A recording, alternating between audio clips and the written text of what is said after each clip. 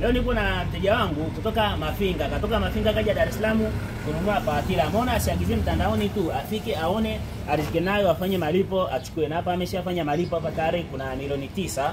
Ameshalipia mali hapa, njoo nyesha. Hii ni pawatila aina ya Kobuta. Tunapatikana hapa Dar es Salaam Goba Njane.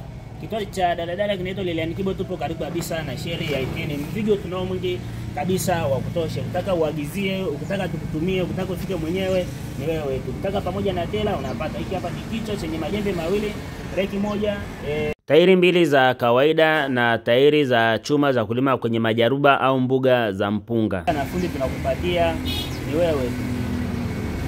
Unasemaje huduma leo ipata? Huduma ni safi, huduma ni safi, huduma ni safi.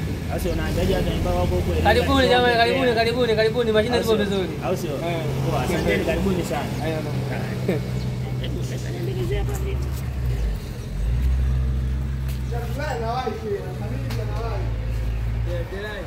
Hayo kwa hii ni lazima.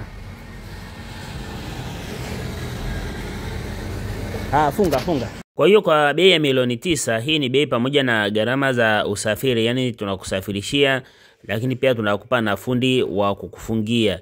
Milioni 9 bei ni pamoja na usafiri, kama huyu hapa inaenda Mafinga, kwa hiyo tunamsafirishia mpaka Mafinga, lakini pia fundi wetu kwa sasa fundi ipo Kahama, kwa hiyo itabidi atoke Kahama aende Mafinga kumfungia. Karibuni sana kwa mashine